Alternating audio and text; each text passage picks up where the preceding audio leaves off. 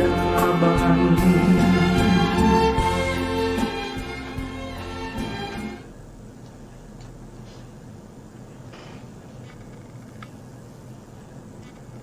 พุทธังสรณังคัจฉามิธัมมังสรณังคัจฉามิสังฆังสรณังคัจฉามิกราบนมัสการพระมหาเถระพระสังฆาธิการพระเถรานุเถระสวัสดีท่านผู้ฟังและผู้ชมทุกท่านที่ติดตามในรายการพระไตรปิฎกลอยฟ้าครั้งนี้เป็นครั้งที่30ในเรื่องสติปัฏฐาน4กายานุปัสสนาสติปัฏฐานอานาปานสติเราก็ยังพูดถึงในเรื่องของการกำหนดติดตามลมหายใจครั้งที่แล้วก็พูดมาจนถึงในเรื่องของการมนสิการในเรื่องของลมหายใจทั้ง8ประการ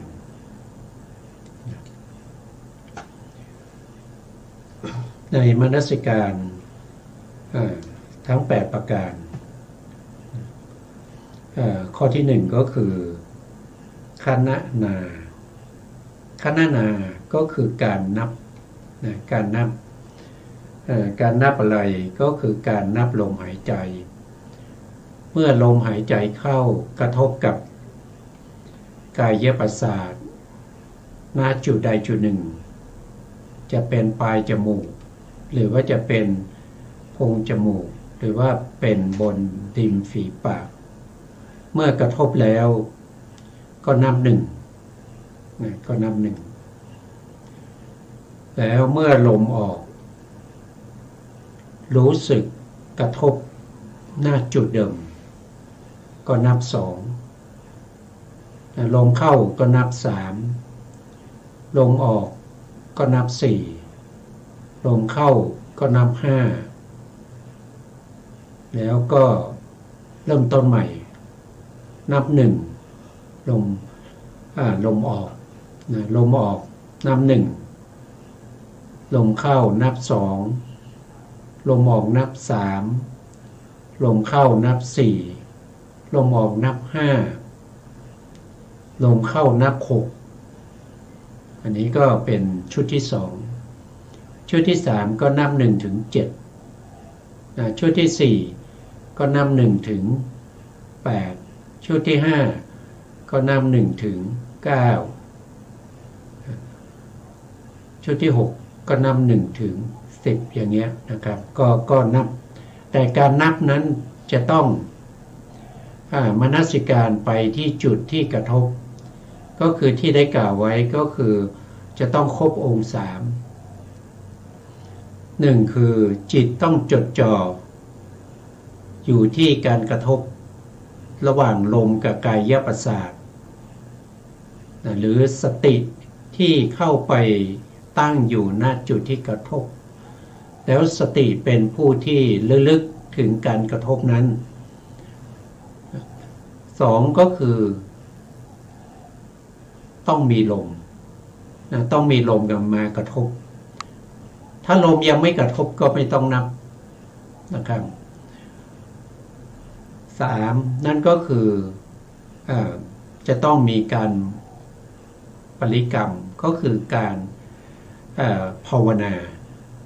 จะต้องมีการนับด้วยการนับนี้ไม่ได้นับออกเสียงนะครับแต่นับอยู่ในใจไม่เหมือนกับกายคตาสติถ้ากายคตาสตินี้จะต้องมีเสียงประกอบด้วยนะครับอย่างเช่นกายคตาสติก็จะต้องมีเสียงออกมาก็คือเกสาคือผมเนี่ยเกสาคือผมโลมาคือขนนักขาคือเล็บทันตาคือฟันตาโจคือหนังเนี่ยก็ต้องท่องบ่นไปแต่อานาปานสติให้กำหนดรู้อยู่ที่ลมหายใจเข้าแล้วก็ออกแล้วก็นับในใจนะครับแต่ต้องนับให้ถูก ในขณะที่ลมไม่ยังไม่กระทบไม่ควรจะนับนะครับหรือว่าในขณะที่ลมนั้นปรากฏไม่ชัดเจนไม่รู้เช่นเราจิตหรือสติเราหลุดไปเผลอไปไม่ตามไม่ทันลมกระทบก็ไม่ต้องนับถ้ารู้ชัดเมื่อไหร่ก็ให้นับตรงนั้นนี่เรียกว่าเป็นคณนาในนะครับต้องมีในทีหนึ่งเป็นในแห่งการนับนะครับอันที่สองก็คือได้แก่อนุพันธนาคือการติดตามนะติดตามก็คือตัวสตินั่นแหละนะครับองค์ธรรมก็คือตัวสติที่ตั้งอยู่หรือจดจ่ออยู่ที่ลมกระทบนะครับลมกระทบไม่มีตัวสติตามระลึกถึงที่กระทบอยู่ตลอดเวลาหรือติดต่ออนุพันธนาก็คืออยากให้หลุดอยากให้ผิดพลาดให้กำหนดอยู่ตรงนั้นติดตามไปนะครับสามก็คือพุทธนาก็คือตรงที่ลมกระทบก็คือระหว่างลมกับกายประสาทกระทบกันแล้วก็มีจิตมารู้ตรงนั้นแหละนะมีจิตมารู้ตรงนั้นเราเรียกว่าเป็นพุทธนะคือที่ถูกต้องจะไปกำหนดที่อื่นไม่ได้นะครับ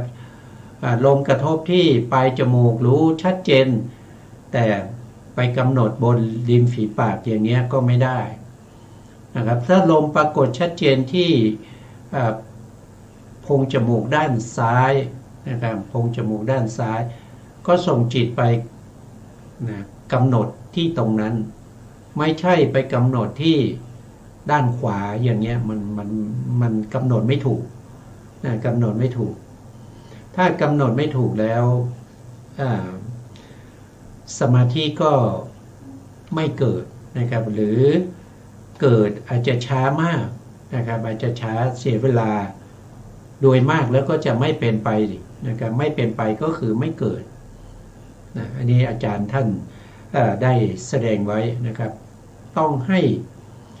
เป็นไปอย่างนี้นะครับต้องมีการนับนะครับต้องมีการนับบางท่านจะถามว่าทำไมเราไม่นับไม่ได้หรือเราจะดูเฉพาะตรงที่มันกระทบรู้ลมเข้าลมออกแค่นั้นได้ไหมอาจารย์บอกว่าอาจารย์ในที่นี้ก็คืออัตถกถาจารย์นะครับที่ท่านมาขยายความในวิสุทธิมรรคของพระพุทธโฆษาจารย์หรือในฎีกาจารย์ก็ท่านกล่าวไว้ว่าต้องนับต้องนับนะครับต้องนับต้องภาวนาในใจไม่ใช่นับออกเสียงนะครับนับในใจให้เราเนี่ยได้ยินแต่เพียงผู้เดียวทำไมต้องภาวนาทำไมต้องนับด้วยกำหนดรู้เฉพาะจุดนั้นไม่ได้หรือท่านบอกว่าไม่ได้ถ้ากำหนดรู้เฉพาะจุดนั้นสมาธิไม่เกิดท่านบอกอย่างนั้นนะครับท่านบอกอย่างนั้นนะครับเพราะฉะนั้นเราก็ว่าไปตามอาจารย์ท่านได้แสดงไว้นะครับในอัตถกถาแล้วก็ในฎีกานะครับฎีกาจารย์อันข้อที่4นะครับก็คือทัปปนาก็คือการตั้งจิตมั่นนะการตั้งจิตมั่นตรงนี้เนี่ยจิตที่จะตั้งมั่นเนี่ยก็ต้องผ่านมาจากการนับนะครับแล้วก็ผ่านมาจากเรื่องของการติดตามลมกระทบตรงที่สัมผัสนั้นได้อย่างดีติดต่อเนื่องกันนะครับแล้วก็ไม่ขาดสายไม่ฟุ้งซ่านนะครับไม่มีนิวรณ์เข้ามาแทรกไม่เผลอไม่เลอในการนับนั้นนะไม่ผิดพลาดนับได้ถูกต้องนะครับ เช่นลมเข้าเรานับหนึ่งนะครับลมออกเราก็นับสองลมเข้าก็นับสามอย่างเงี้ยนะครับไม่มีการข้ามระดับก็คือนับหนึ่งแล้วก็ไปนับสี่เลยอย่างนี้นะหรือว่าในหมวดที่หนึ่งนับหนึ่งถึงห้าแต่นับไปพอถึงห้าก็เผลอไปนะครับไม่รู้นะครับกระทบพิธีก็นับหกเลยอย่างนี้มันถือว่าการนับนั้นไม่ถูกต้องนะครับไม่มีสติไม่ได้กำหนดนะสติไม่มีนะครับนับไปตามความรู้สึกไม่มีสติไม่มีตัวเข้าไปกำหนดรู้นะครับไม่รู้ถึงตรงที่กระทบคือพุสนานะไม่ติดตามลมนะไม่ติดตามลมติดตามในที่นี้ไม่ใช่ตามลมเข้าไปนะครับเมื่อลมหายใจเข้าก็ตามลมเข้าไปไม่ใช่อย่างนั้นนะให้ตั้งสติไว้ตรงที่กระทบเท่านั้นกระทบเมื่อไหร่ก็นับเมื่อนั้นนะเข้ากระทบก็นับออกกระทบก็นับแต่การนับจะต้องนับไม่ต่ำกว่า5แล้วก็ไม่เกิน10นะถ้านับต่ำกว่า5เนี่ยจิตจะรู้สึกอึดอัดจิตจะรู้สึกคับแคบนะมันก็จะเป็นฝ่ายทำให้เกิดนิวรณ์ขึ้นมาได้ถ้านับเกิน10ก็อาจจะทำให้มองไม่เห็นสภาวะของการกระทบของลมที่กระทบจะกลายเป็นการนับเลขไปนะมุ่งหมายเฉพาะจะนับเลขนะครับนับ1นับ2ไม่สนใจว่ากระทบตรงไหนนะไม่มีสติอยู่ที่ลมกระทบนับไป1 2 3 4 5 1 2 3 4 5 6 1 2 3 4 5 6 7 1 2 3 4 5 6 7 8 1 2 3 4 5 6 7 8 9 1 2 3 4 5 6 7 8 9 10อย่างเนี้ยนับไปหรือบางครั้งก็นับไปนับเลยนะครับก็คือนับ1 2 3 4 5พอไปถึงหมวดที่10 1 2 3 4 5 6 7 8 9 10ไม่หยุดเป็น11 12 13รู้อีกทีถึง15แสดงว่านำไม่ถูกนะครับเพราะฉะนั้นการนับจะต้องนับไม่ต่ำกว่า5แล้วก็ไม่เกิน10นะครับรายละเอียดก็จะมีต่อไปนะครับซึ่งการนับนี้เป็นตัวช่วยนะครับตัวช่วยที่ทำให้จิตสตินะครับเกาะอยู่ที่จุดกระทบถ้าไม่นับเนี่ยมันจะเผลอมันจะเผลอแล้วก็ทำให้สมาธิเกิดช้าหรือไม่เกิดเลยนี่นะครับรายละเอียดเดี๋ยว เราก็จะว่ากันต่อไปนะครับตอนทัปปนาก็คือการตั้งมั่นของจิตตรงนี้เนี่ยก็คือได้แก่หลังจากที่เรานับคล่องแล้วนะครับเรานับจนไม่ติดขัดไม่เผลอไม่เลอในการนับนะครับไม่ว่าจะเป็นการนับในหมวดไหนก็ตามแล้วก็ลมหายใจที่กระทบก็ปรากฏชัดเจนนะครับนับท่านบอกว่านะครับมีการนับอยู่2อย่างนะครับก็คือนับแบบเขาเรียกว่านับแบบการตวงเข้าเปลือกนะครับก็คือนับแบบธัญญมามะกะคะนะนาในก็คือนับช้าๆเริ่มต้นเนี่ยท่านให้นับช้าๆนะครับท่านให้นับช้าๆก็คือนับเฉพาะที่ปรากฏนะครับที่ปรากฏชัดเจนแล้วก็ให้นับช้าๆเหมือนกับ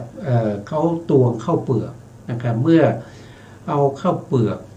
นะครับตักข้าวเปลือกใส่ธนาแล้วนะครับก็นับหนึ่งนะครับแล้วก็ดู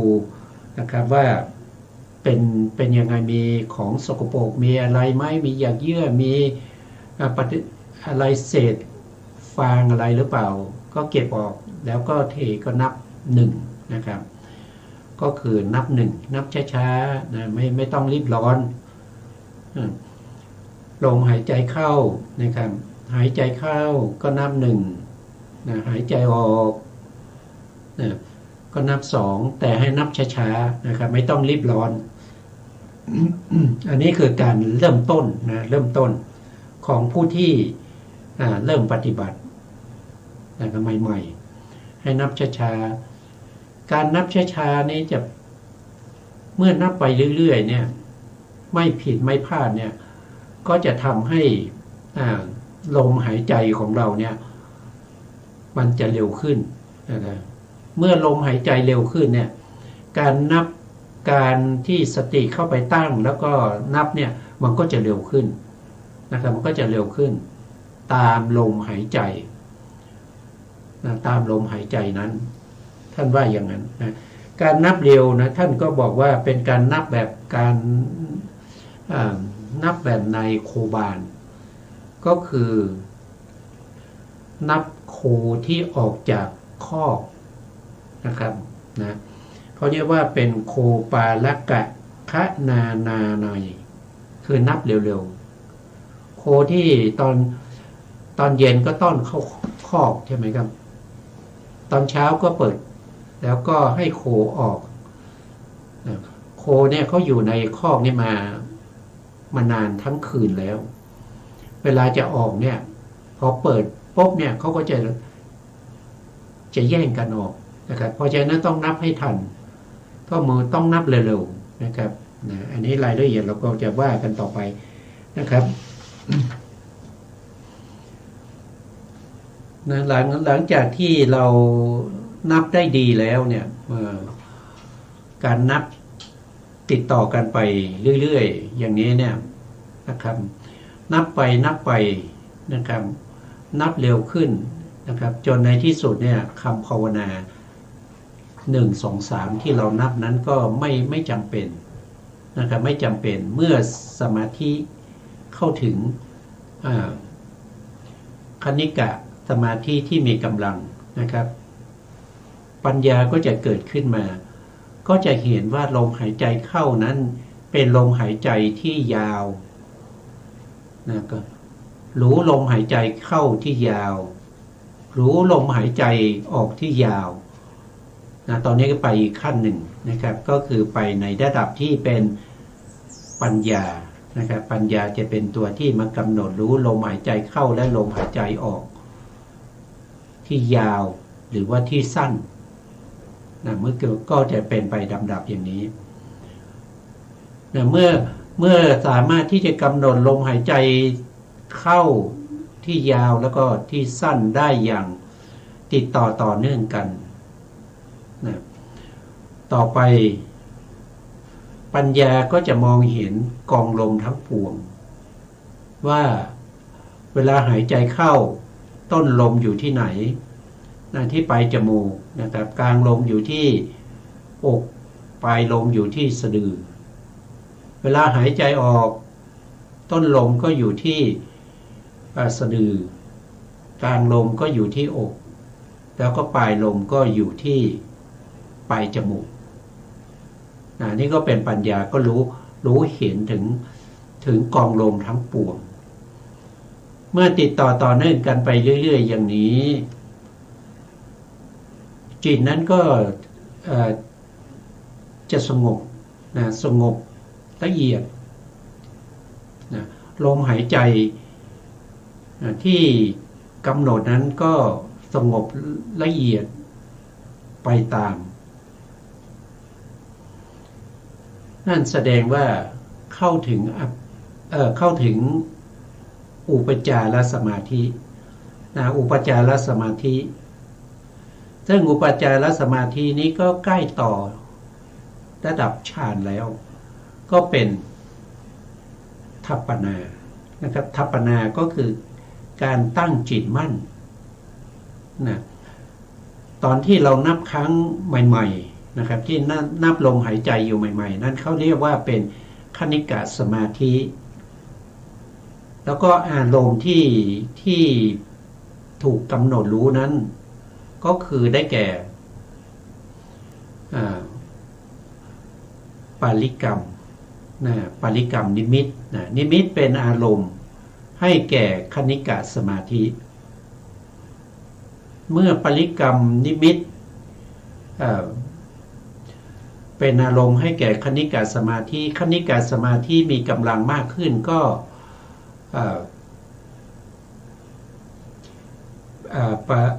นิมิตนั้นก็จะเปลี่ยนไปนิมิตจากปริกรรมนิมิตก็จะเปลี่ยนไปเป็นอุคหานิมิตอุคหานิมิตก็จะไปปรากฏอยู่ที่ใจไปปรากฏอยู่ที่ใจแต่ผู้ที่ปฏิบัติก็ไม่ควรที่จะละทิ้งเสียซึ่งจุดที่ลมกระทบไม่ควรละทิ้งเสียซึ่งการปริกรรมการกำหนดรู้การนับอยู่เมื่อนับไปเรื่อยๆนะครับนับไปเรื่อยๆไม่ต้องไปสนใจอุคหานิมิตเมื่อเรานับไปเรื่อยๆเนี่ยอุคหานิมิตเนี่ยก็จะเปลี่ยนสภาพไปเป็นปฏิภาคนิมิตเมื่อเปลี่ยนไปเป็นปฏิภาคนิมิตคือจะมีความใสนะครับปฏิภาคนิมิตเนี่ยจะไม่เหมือนกับนิมิตที่เรานับที่เรากำหนดรู้ด้วยกายจะมีความใสนะครับความใสขึ้นนะครับแต่ถ้าเป็นอุคหานิมิตที่ไปปรากฏทางใจเนี่ยจะมีลักษณะเหมือนกันกับปริกรรมนิมิตแต่ไม่ได้ไปดูที่การกระทบแต่เขาจะไปปรากฏอยู่ที่ใจมีลักษณะเหมือนกันกับปริกรรมนิมิตเพราะฉะนั้นเราไม่ใส่ใจอุคหานิมิตให้ใส่ใจที่ปริกรรมที่ลมกระทบจนกว่านิมิตนั้นจะเป็นปฏิภาคนิมิตก่อนปฏิภาคนิมิตจะเปลี่ยนลักษณะจากอุคหานิมิตไปเป็นสภาวะที่ไม่เหมือนของจริงนะครับเปลี่ยนไปเป็นเช่นถ้าเป็นอานาปานสติเนี่ยก็จะเห็นเป็นหมอกเป็นควันใช่ไหมครับอุคหานิมิตก็จะเห็นเป็นหมอกเป็นควันอย่างกับว่าตอนที่อากาศเย็นๆเวลาเราหายใจออกเนี่ยก็จะมีควันออกมาใช่ไหมครับน่ามันจะเป็นลักษณะนะอุคหานิมิตก็จะเห็นเป็นควันออกมาด้วยนะครับแต่เราไม่สนใจอุคหานิมิตจนอุคหานิมิตนั้นเปลี่ยนสภาพไปเป็นปฏิภาคนิมิตก็คือไม่มีสภาพของการที่เหมือนควันออก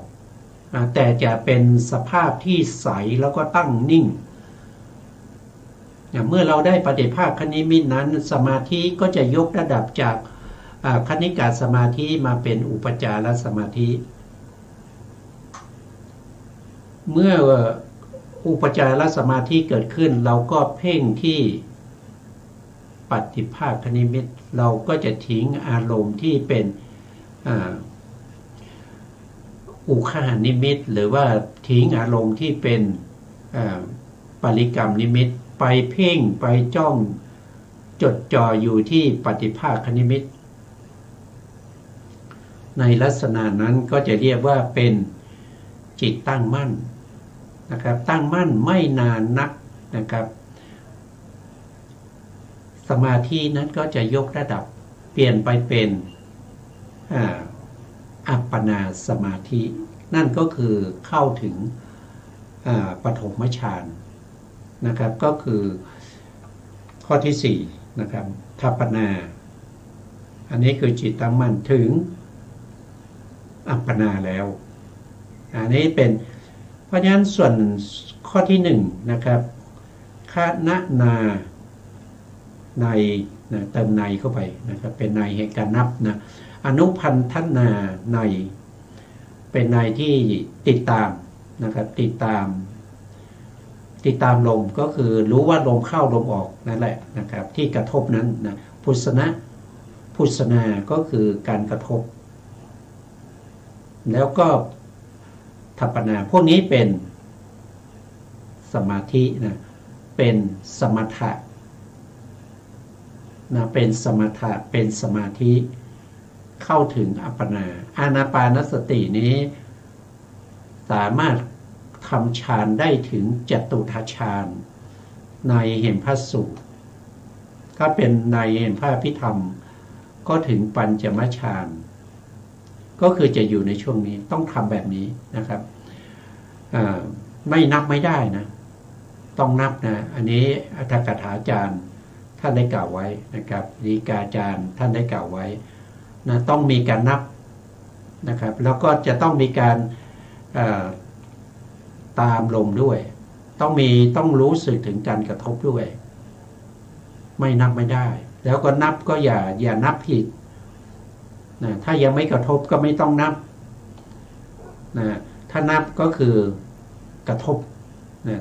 ตรงที่กระทบแล้วก็นับไม่ต่ำกว่า5แล้วก็ไม่เกิน10นะแต่ละชุด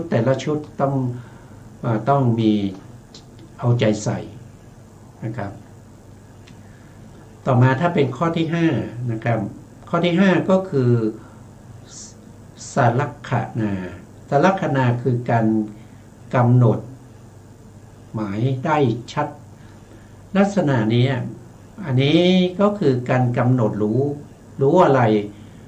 ก็คือรู้เครื่องหมายหรือลักษณะของอะไรถ้าว่าโดยในขณะที่กำหนดลมนั้นก็คือลักษณะของลมนะครับลมนั้นมีลักษณะเข่งตึงนะครับแต่ในนี้ก็ท่านจะไม่พูดในนี้นะครับเพราะนั้นถ้าพูดลักษณะนั้นก็เป็นการปฏิบัติวิปัสสนาโดยตรงแต่ตอนนี้เราพูดถึงการใช้อานาปานสตินะครับทำให้ได้ฌานแล้วก็ใช้ฌานนั้นมาเป็นบาตรในการเจริญวิปัสสนาเพราะนั้นลักษณะตรงนี้ก็คือได้แก่ตอนที่ออกจากฌานจตุทัชฌานที่ออกมาเมื่อออกจากฌานแล้วนะครับสมาธิที่เพิ่งออกจากฌานนั้นเป็นสมาธิที่มีกำลังเป็นอุปจารสมาธิมีวิถีจิตที่เกิดขึ้นเรียกว่าเป็นปัจเจเวคขณะวิถีมากำหนดรู้ในเรื่องขององค์ฌานก็รู้ว่ามีองค์ฌาน2นั่นก็คืออุเบกขากับเอกคตาปรากฏชัดเจนก็กำหนดรู้อุเบกขาแล้วก็เอกคตานั้นว่าลักษณะของอุเบกขานั้นเป็นลักษณะอย่างไรอุเบกขาในที่นี้ไม่ได้หมายถึงเวทนานะครับไม่ได้หมายถึงเวทนาแต่หมายถึงเจตสิกดวงหนึ่งนะครับที่เรียกว่าเป็นตัตตลมัชฌตตาเจตสิกนะที่ปรากฏชัดเจนนะครับเป็นเจตสิกที่สงบระงับนะสงบระงับนะเขาเรียกว่าเป็นตัตตลมัชฌตตาเจตสิกก็กำหนดรู้ถึงลักษณะของเจตสิกดวงนั้นถ้าเราไม่รู้ถึงลักษณะของเจตสิกที่เป็นองค์ฌานเนี่ยเราไม่สามารถรู้ได้ว่าอันนี้คืออุเบกขา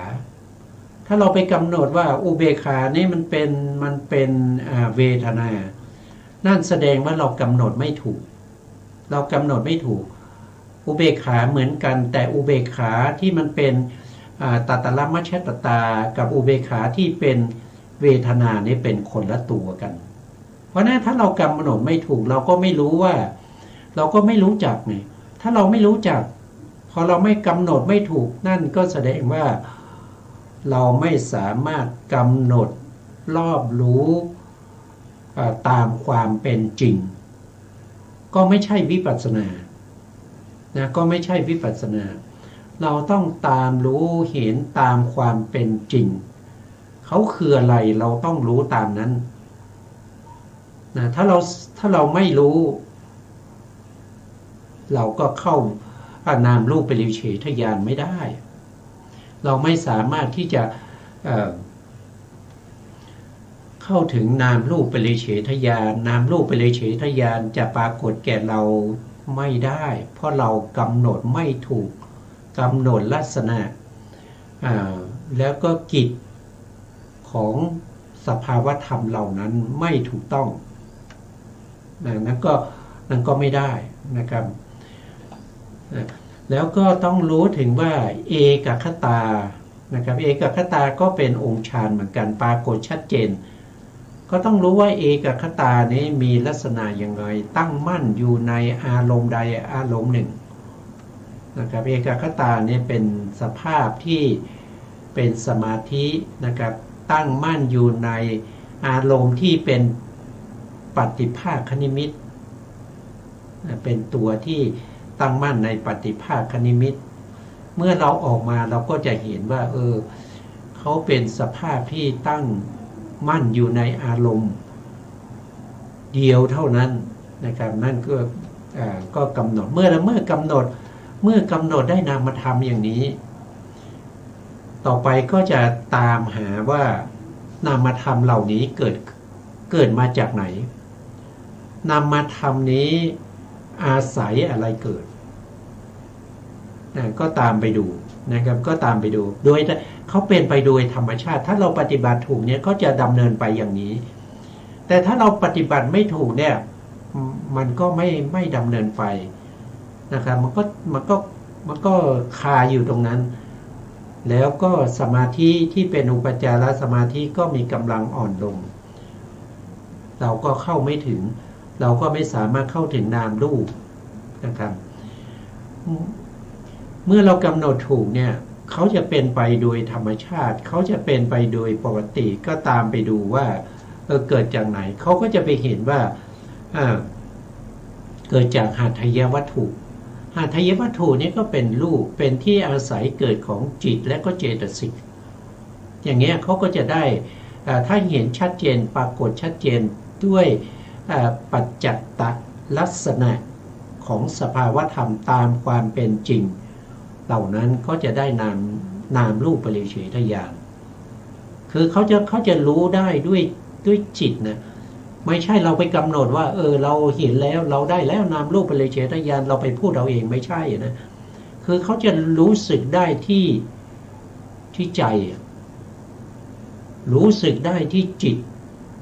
ว่าอันนี้เป็นวิปัสสนาญาณที่หนึ่ง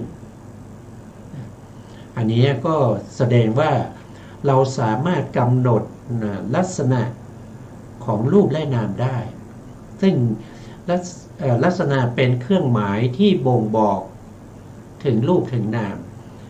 เครื่องหมายเหล่านี้เป็นเครื่องหมายที่สามารถแยกรูปแยกนามได้ถ้าเราไม่รู้เครื่องหมายเหล่านี้เราแยกรูปแยกนามไม่ได้แยกรูป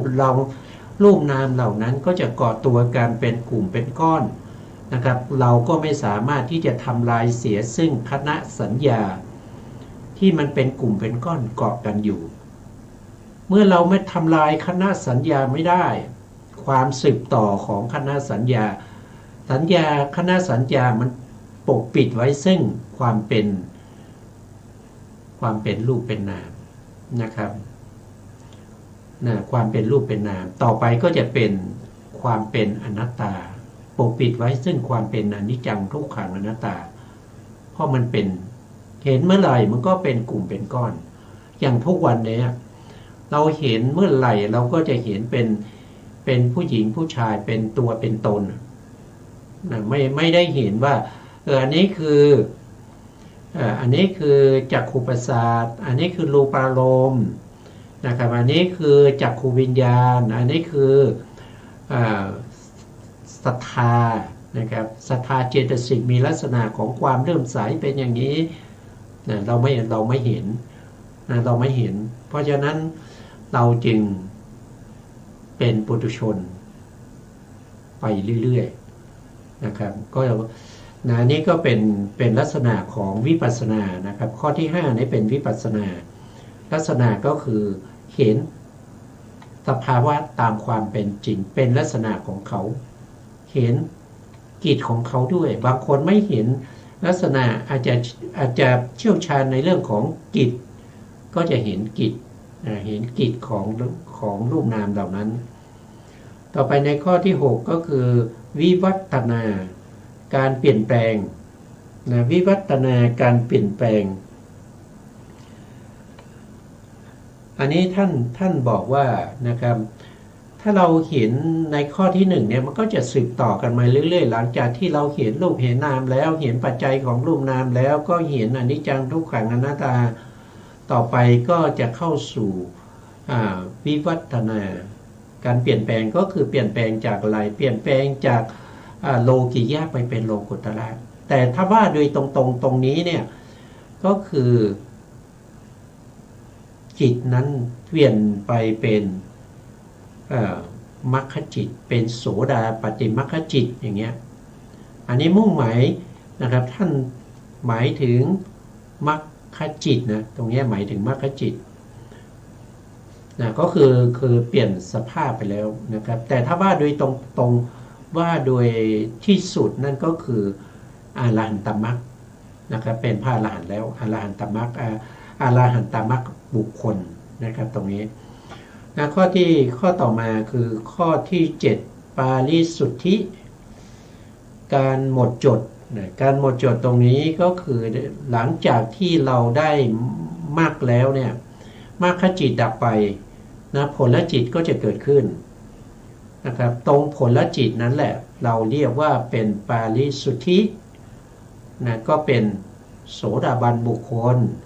นะครับถ้าเป็นสกทาคามิผลก็เป็นสกทาคามิบุคคลถ้าเป็นอนาคามิผล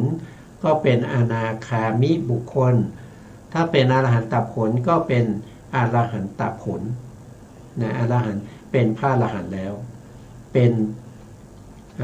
พระขีณาสพแล้วนะสิ้นกิจที่ต้องทำแล้วในศาสนานี้นะข้อที่8นะครับข้อที่8ก็คือเตสังปฏิปัสสนาการย้อนดูวิวัฒนามรรคการย้อนดูการเปลี่ยนแปลงคือมรรคก็คือย้อนดูก็คือพิจารณานะครับพิจารณานะครับและปาริสุทธิคือผลนะย้อนดูมรรคและผลเหล่านั้นนะท่านบอกอย่างนี้นั่นก็หมายความว่าเตสังปาติปัสสนาอันนี้เป็นปัจเจเวคขณญาณหลังจากที่เราได้มรรคได้ผลแล้วลงสู่ภวังค์นะครับวิถีจิตนะมรรควิถีเกิดขึ้นแล้วดับไปแล้วก็ลงสู่ภวังค์เมื่อลงสู่ภวังค์แล้วก็จะมีวิถีใหม่เกิดขึ้นนะครับก็จะเป็นวิถีปัจเจเวคขณาถ้าเป็นเขาเรียกว่าเสขบุคคลก็คือผู้ที่ยังต้องศึกษาอยู่นั่นคือโสดาบันสกทาคามีอนาคามีก็จะมีมหากุศลที่เป็นญาณสัมปยุตเกิดขึ้นมาพิจารณามรรคที่ได้ว่าเป็นมรรคอะไรนะได้มรรคอะไรแล้วก็มรรคดับไปแล้วได้ผลอะไรเนี่ยก็เป็นมหากุศลเป็นมหากุศลที่ในปัจเจเวคขณวิถีนะเป็นผู้ย้อนดูนะครับย้อนดูหรือพิจารณานั่นแหละนะแต่ถ้าเป็นพระอรหันต์นั้นนะครับวิถีที่เป็นปัจเจเวคขณนั้นก็จะเป็นมหากิริยาญาณสัมปยุตเป็นจิตของพระอรหันต์นะครับเกิดในปัจเจเวคขณวิถีย้อนดู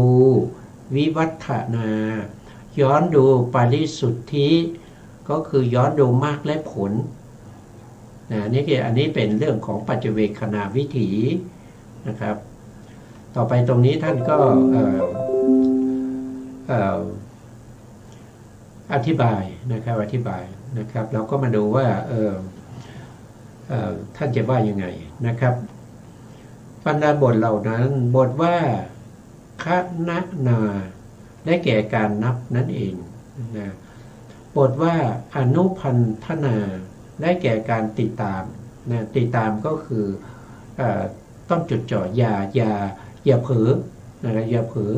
อย่าลืมนะครับอย่าให้อกุศลเข้ามาแทรกนะครับต้องจดจ่อนะครับติดตามลมอยู่พุสนาก็คือตรงที่ลมกระทบนะครับทัปปนาได้แก่อัปปนาก็คือฌานนั่นเองนะครับสลักขณาได้แก่วิปัสสนาบทว่าวิวัฒนาได้แก่มรรคบทว่าปฏิสุทธิได้แก่ผลเตสังปฏิปัสสนาได้แก่ปัจเจเวกอันนี้เป็นวิถีปัจเจเวคขญาณปัจเจเวคขณะญาณก็ญาณนี้ก็คือปัญญาต้องตัวที่พิจารณาก็คือมหากุศลที่ประกอบด้วยปัญญานะครับตัวพิจารณาจริงๆก็คือมีปัญญานั้นเป็นตัวนำหน้าหรือถ้าเป็นของพระอรหันต์ก็คือมหากิริยาญาณสัมปยุตนะมีปัญญาเป็นตัวนำหน้าตรงนี้ท่านจะอธิบายในเรื่องของการนับนะที่พูดไปเมื่อกี้เนี่ยเป็นคร่าวๆนะครับตอนนี้ท่านก็จะอธิบายเรื่องของคณนาวิธีการนับนะในวิธีการนับเหล่านั้นนะครับกุณบุตรผู้เริ่มบำเพ็ญเพียรควรนมัสการกรรมฐานนี้ด้วยวิธีการนับก่อนก็แลเมื่อจะนับไม่พึงนับหยุดต่ำกว่า5อันนี้ก็คือไม่ควรนับต่ำกว่า5นะไม่พึงนับเลย10ขึ้นไปนะครับไม่พึงแสดงการนับให้ขาดระหว่างนะครับขาดระหว่างก็คือในชุดที่1นับ1 ถึง 5ใช่ไหมครับลมกระทบลมหายใจเข้ากระทบแล้วณจุดกระทบพร้อมกับการนับไปด้วย1ลมหายใจออกกระทบณจุดนั้นเราก็นับไปด้วย2นะครับแล้วก็ลมเข้าอีกก็นับ3ลมออกอีกก็นับ4ลมเข้าอีกนะครับก็จะนับ5แต่ไม่นับไปนับเป็น6อย่างเงี้ยนะครับอย่างนี้ก็แสดงว่านับขาดนะครับไม่นับ5นับได้แค่4นับได้แค่4นะครับพอ5แล้วก็ต้องมาเริ่ม1ใหม่ใช่ไหมครับ1ใหม่ก็ลมหายใจเข้ากระทบปรากฏชัดเจนก็นับ1นะลมหายใจออกปรากฏชัดเจนก็นับ2นะลมหายใจเข้าปรากฏไม่ชัดเจนก็ไม่ต้องนับนะลมหายใจออกปรากฏชัดเจนก็นับให้ตอนแรกเนี่ยเรานับช้าๆใช่ไหมนับช้าๆอย่างกับการตวงข้าวเปลือกนะครับที่เรียกว่าเป็นธัญญะนะครับเป็นธัญญะมามกะคณนาเติมนายไปอีกตัวหนึ่งนะครับก็นับแบบช้าๆนะครับไม่ต้องรีบร้อนนะครับค่อยๆนับไปแล้วก็ลมหายใจที่เกิดขึ้นก็นับไปนะครับ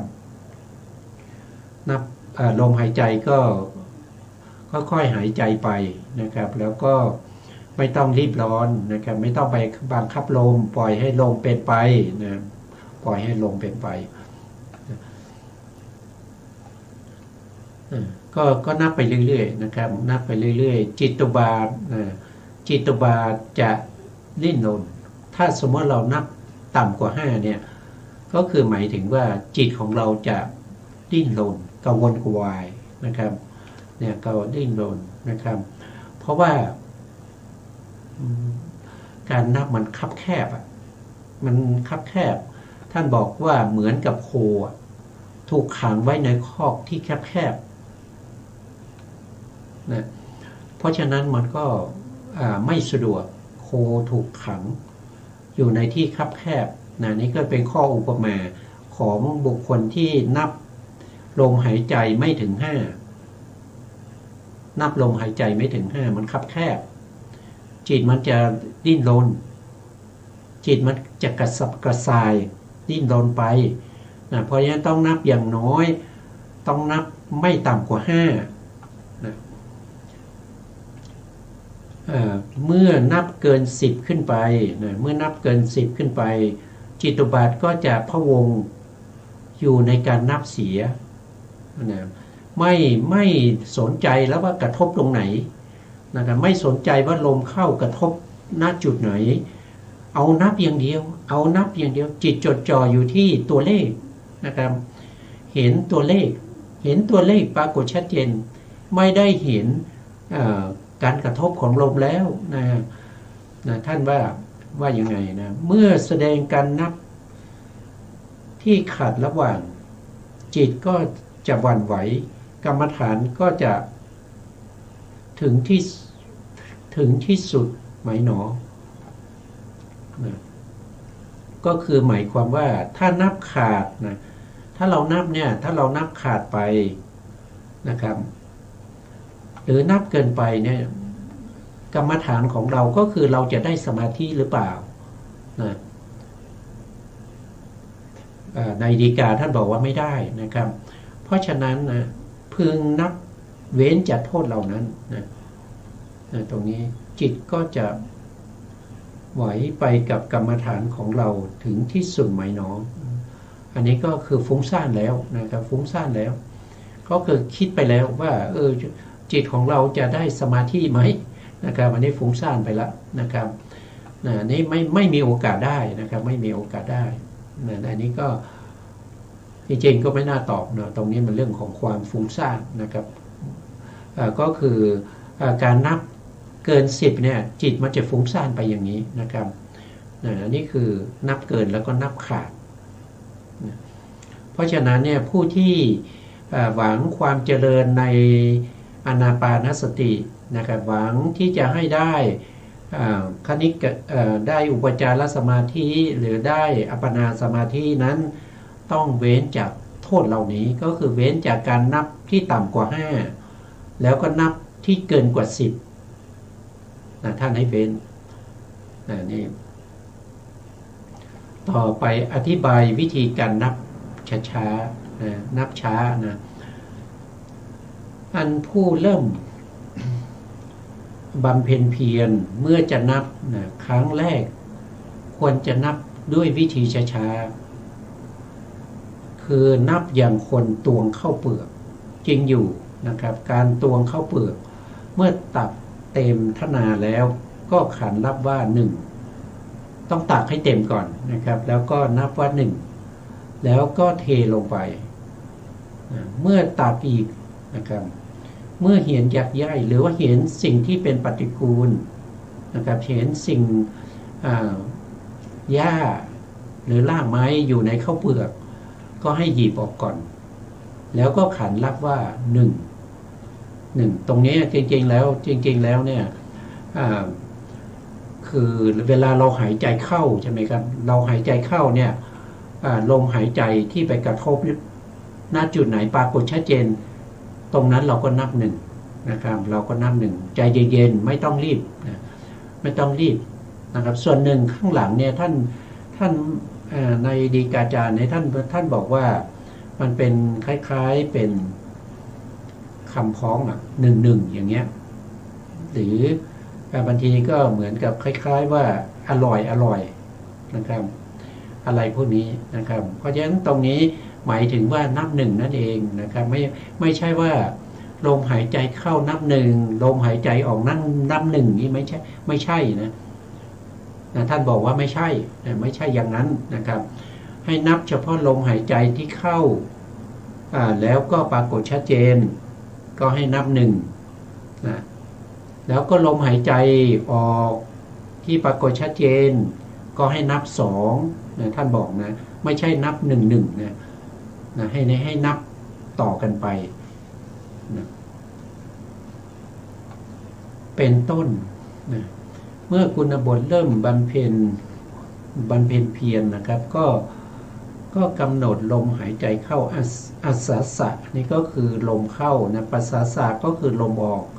ที่ปรากฏแล้วกำหนดนับก็คือหมายถึงว่าที่ปรากฏนี้คือปรากฏชัดเจนนั่นเองนะครับปรากฏชัดเจนกำหนดนับถึงจะนับท่านบอกว่ากำหนดชัดเจนแล้วถึงจะนับนะครับซึ่งเป็นไปอยู่เรื่อยๆนะครับนั้นแหละเริ่มต้นที่คำว่าหนึ่งนะครับลมหายใจเข้าปรากฏชัดเจนก็นับหนึ่งนะครับลมหายใจออกปรากฏชัดเจนก็นับสองแต่ไม่รีบร้อนนะให้นับไปตามปกติให้นับเหมือนกับ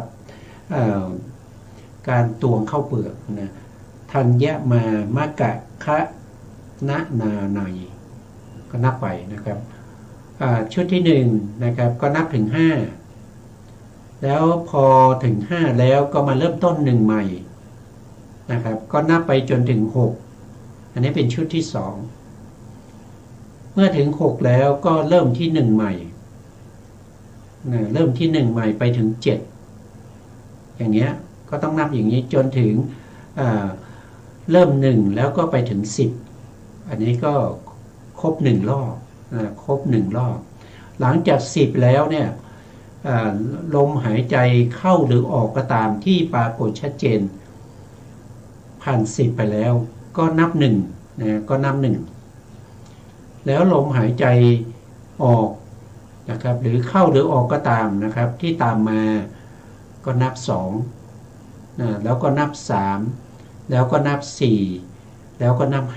5ก็ไปเริ่มที่รอบใหม่ก็คือนับ1ถึง5นะต่อไปก็นับ1ถึง6อย่างเงี้ยนะครับนับช้าๆนะครับตามที่ลมนี้ไม่ต้องไปรีบร้อนเราไม่ต้องไปบังคับลมปล่อยลมไปเป็นธรรมชาติของลมนะครับลมนั้นเมื่อเรานับไปเรื่อยๆนะครับไม่ขาดไม่บกพร่องคือนับได้ติดต่อเนื่องกันนะครับแล้วก็ไม่ต่ำกว่า5ไม่เผลอไม่เกินอยู่นะครับลมเขาจะเป็นไปโดยธรรมชาติเขาจะเร็วขึ้นนะครับเมื่อเร็วขึ้นเนี่ยเราก็จะนับเร็วขึ้นนะครับอันนี้ท่านบอกไว้อย่างนั้นนะครับคือไม่ใช่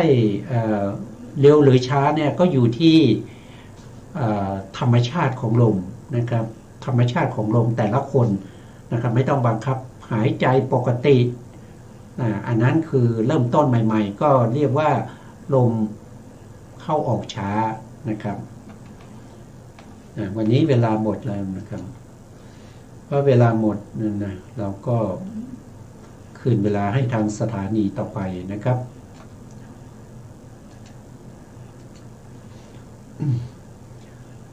สุดท้ายนี้ขอกราบขอบพระคุณพระครูสมุทรวิสุวัฒน์วรกิจโจผู้อำนวยการสถานีวิทยุ